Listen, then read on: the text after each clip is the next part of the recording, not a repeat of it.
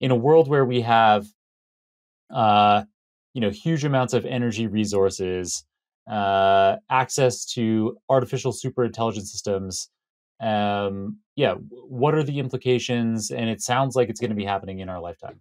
Yeah, I think the implications of superintelligence are huge and hard to foresee. And it's like asking, nomads living in early human tribes what civilization is going to be like. I mean, they could foresee a few aspects of it, but to some extent, you just have to discover when you get there. And this is probably an even bigger shift than that shift from tribal to civilized life, right? Because I mean, once you have AGIs that are 10 times as smart as people, I mean, science fiction has explored many of the potentials, right? I mean, you can upload your brain into a computer. You get like Wi-Fi telepathy to bring us all into some decentralized Borg mind. You get like drones airdropping molecular nanoassemblers or femtoassemblers in everyone's backyard, so they can 3D print whatever matter they want or whatever matter they can convince the assembler to build for them, right? I mean, there's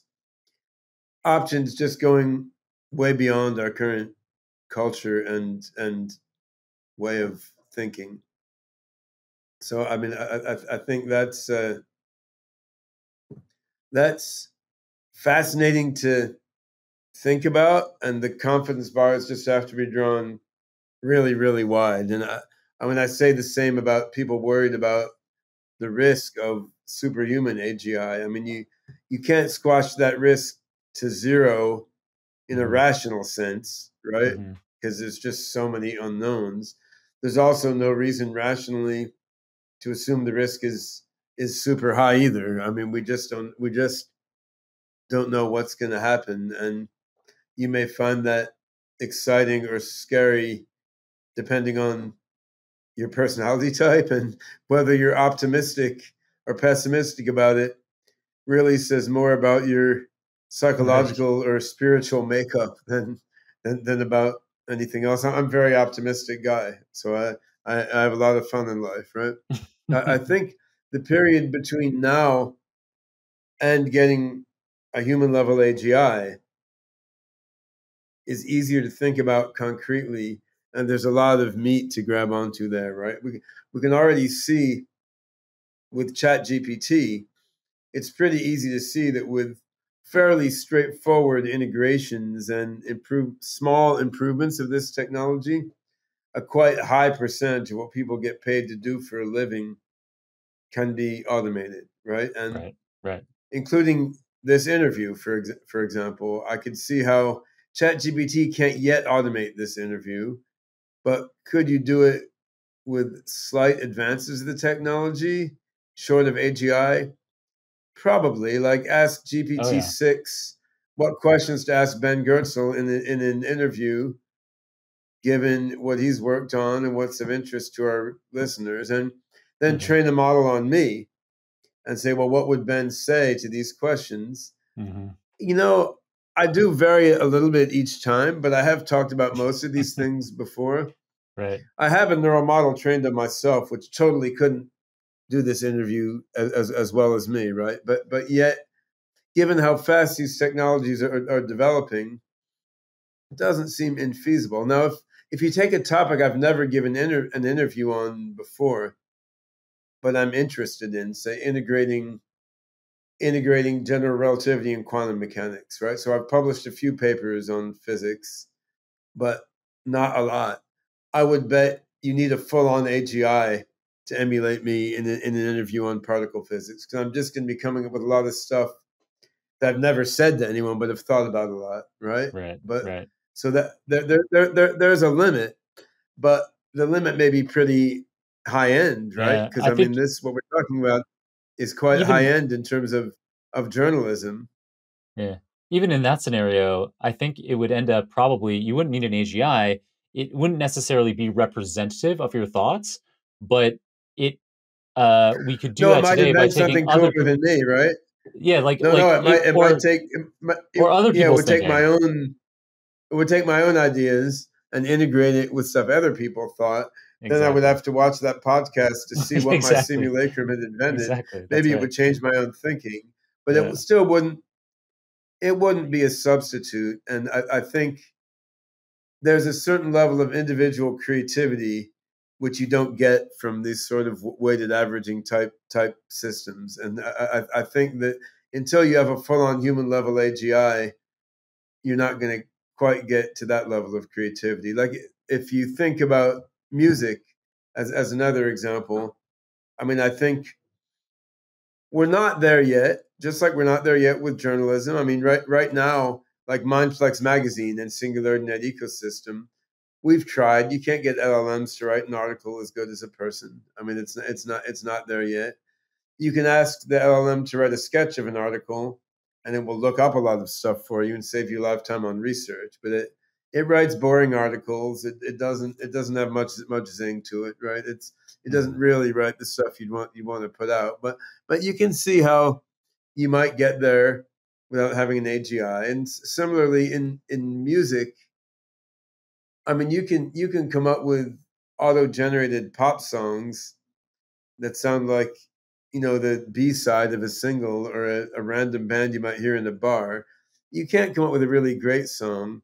You certainly aren't going to invent an amazing new genre of music. Like if you took LLMs and trained them on all music up to 1900, it's never going to invent like neoclassical metal or free jazz or something based only on data from music up to 1900. So clearly there's a level of inventiveness that we're not getting and we probably need AGI for, but this sort of thing is a small percentage of the economy right now, right? So when you think about like what do you really need AGI for and can't do with LLMs plus narrow AI advanced and scaled up a bit, I mean, there's a couple categories I think of. I mean, there's jobs that are just about human connection, like a preschool teacher or a nanny or a psychotherapist. I mean, it's about humans helping humans to be more human, and that's fundamentally human, right? I mean, seeing live music has that element too. Sometimes you want to see another person play, right? You don't. Yeah. You could already hear a recording. If you're going to see a robot play, maybe you might as well listen to a recording after the Yeah, I novelty think it was famously the wears gorillas. off. The gorillas, I think there were like riots when they wanted to perform their concert Yeah, behind a screen, and people hated that. yeah. Yeah, I mean, sure, you want that human feeling. You want to see the guy screw up. You want to see him get excited and passionate, and you emote, right? And that's it's amazing. Then then there's in-depth scientific and technical innovation, which almost by definition is about taking multiple difficult steps beyond the state of the art, which I think current LLM architecture doesn't do. It pretty much recycles the state of the art, right?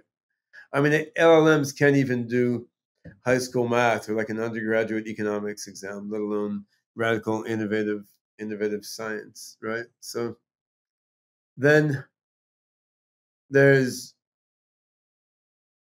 cutting edge art. I mean, radical artistic innovation for the same reason. It's not just recycling stuff, right? Then strategic thinking.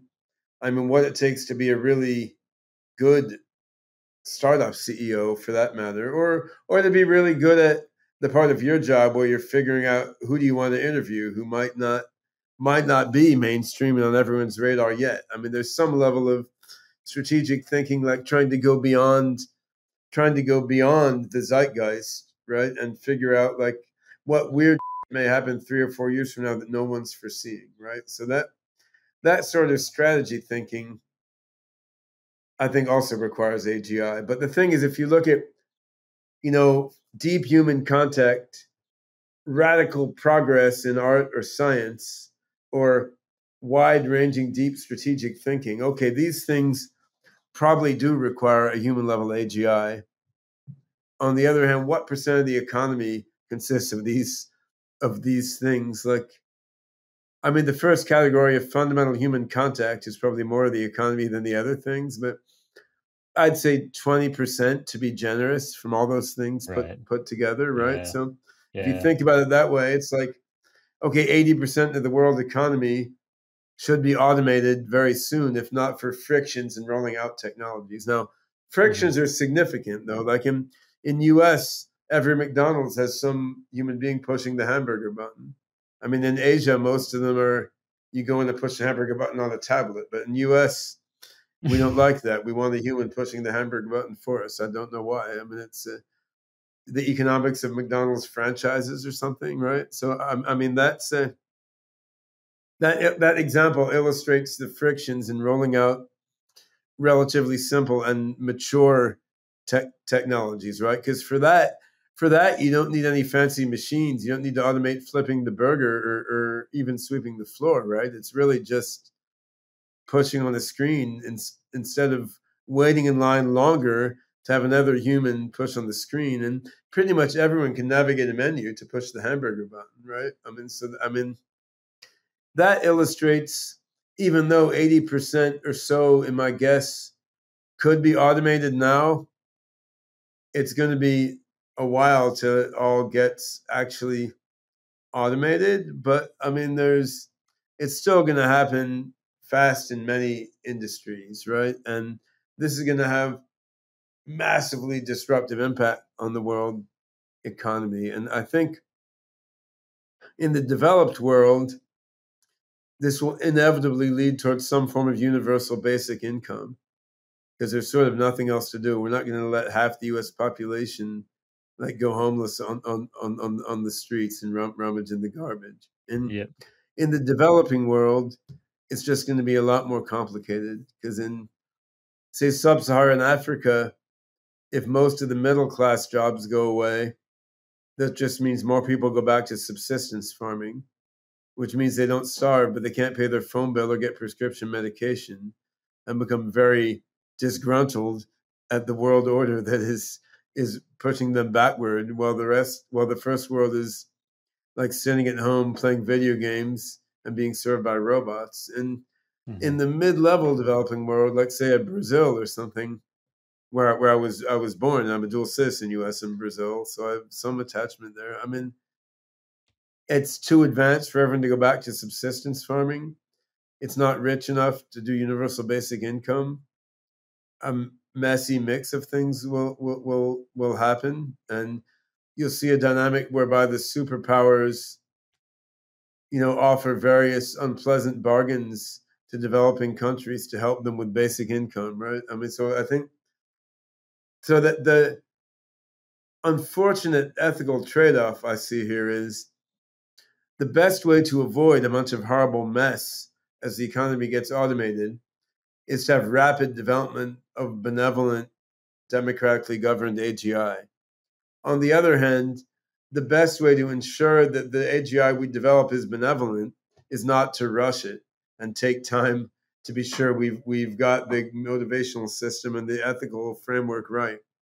So I don't. There's a trade-off here, which is very bad, and Right. I'm actually an optimist about the end game, but it seems like There's there's messiness. complicated Yeah. trade-offs in the next years as all this unfolds. And I mean, if you look at how the global economy works, like the WTO can't even agree on like IP for basic physical objects being manufactured. We can't convince a superpower from not invading its neighbors and senselessly blowing people up, or convince the U.S. not to fund like third world dictators slaughtering their population for that matter, right? So I mean, we're very bad at regulating quite simple things. We can't. I mean, the music industry can't figure out how to pay musicians. Spotify just eats all the money, right? So very basic things we haven't managed to sort out.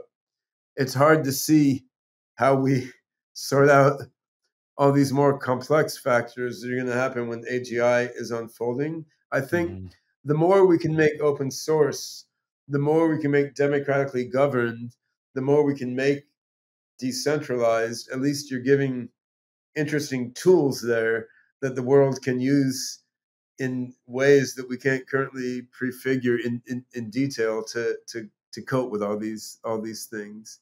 But there's potential for a lot of mess, even if once you get to benevolent decentralized, like democratic AGI, it is a rosy future.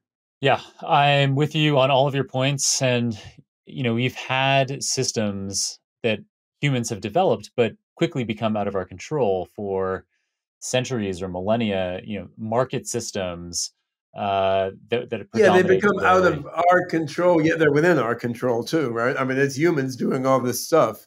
It's Right. just their mind programs that are living in all of our brains and training us in a certain way. And that, I mean, with AGI, also, like if you have a decentralized AGI running on millions of machines and hundreds of crypto mining farms in every country, I mean, until the thing has become superhuman, humans could just all pull the plug, right? The thing is that our collective thought systems get colonized by collective like mind viruses that direct us in a certain way. So, Hmm. I Hmm. mean, yeah, we've lost control of corporations, but yet it's all people in the corporations making these decisions, right? Right. Yeah, exactly. Yeah. So these complex systems, yeah, they're out of the control of any particular individuals. I guess they're kind of decentralized in that way. But yeah, Well, markets, some governments, of them are armies. like Cisco, which I've worked with off and on, feels like a decentralized autonomous organization. They've got hundreds of CTOs, and no one person could list every product they make, right?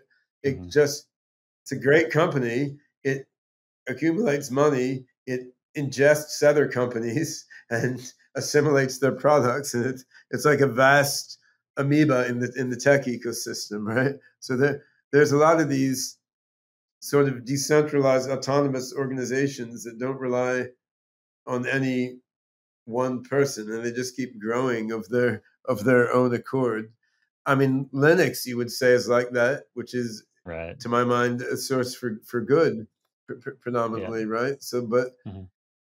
yeah, this is what happens, and as we go toward I mean, the question is, does it advance in a way like the internet and Linux have? Because these are the two big examples in my mind of sort of open, decentralized technology/human ecosystems that, to my mind, by and large, have been a force for good and have evolved in a roughly democratic and decentralized way, that with a lot of complex mess behind them, right? And of course, you can't say they're all good. Some bad guys can use embedded Linux, and in the OS for a bomb they use to blow up innocent people. And I mean, Al Qaeda used the internet to message back and forth, but on the whole, I feel the Linux and internet have been sources for good, and they've been rolled out in a democratic, decentralized way. So I would like AGI to be more like the internet than like the mobile ecosystem,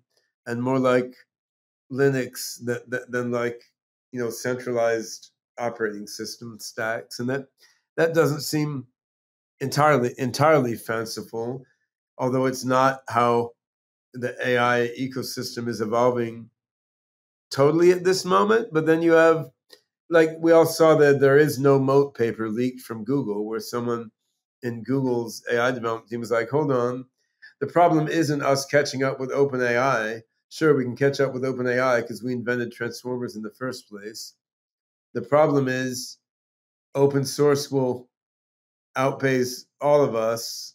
And how can we stop that? We have no conceivable strategy for that, right? Yeah. And Yeah. Yeah.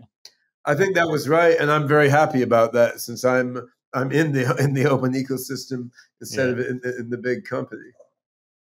Yeah, I think that's right as well. And actually, 2 episodes ago, we had a machine learning engineer, Louis Tunstall from Hugging Face, and Hugging Face is really big on this. They're also Hugging trying to Face build is a lot. amazing. Yeah, Yeah, yeah, I love Hugging Face, and they're the ones who made music gen, the music model that I mentioned earlier, so easily available. Also, yeah, they're really good at that. Really quickly rushing to get any available new progress that they can open sourced, and yeah, really driving no, things it's great. along I mean, there. I had to redeploy that myself to use it the way I wanted, but I mean, they had it there. You could play with it. I mean, that's exactly the sort of thing we need, right?